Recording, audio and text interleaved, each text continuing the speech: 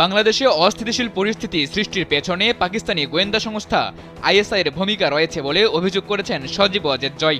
বৃহস্পতিবার পিটিআইকে টেলিফোনে দেওয়া একান্ত সাক্ষাৎকারে তিনি এই দাবি করেন।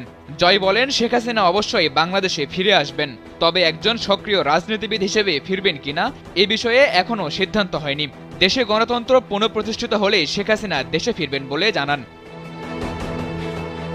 শেখ হাসিনাকে আশ্রয় দেওয়ায় ভারতের প্রধানমন্ত্রী নরেন্দ্র মোদী ও তার সরকারের প্রতি কৃতজ্ঞতা জানিয়ে জয় আরও বলেন, শেখ মুজিবুর রহমানের পরিবারের সদস্যরা কখনোই বাংলাদেশের মানুষকে ছেড়ে যাবে না, আওয়ামী লীগের কাউকেও ত্যাগ করবে না।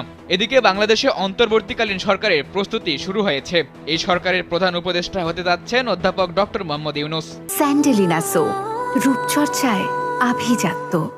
বৃহস্পতিবার ফ্রান্স থেকে তিনি দেশে ফিরেছেন। বেলা 2:10 দিকে তিনি ঢাকার হযরত শাহজালাল আন্তর্জাতিক বিমানবন্দরে এসে পৌঁছান। এ সময় তিনি বিমানবন্দরে সাংবাদিকদের সঙ্গে কথা বলেন।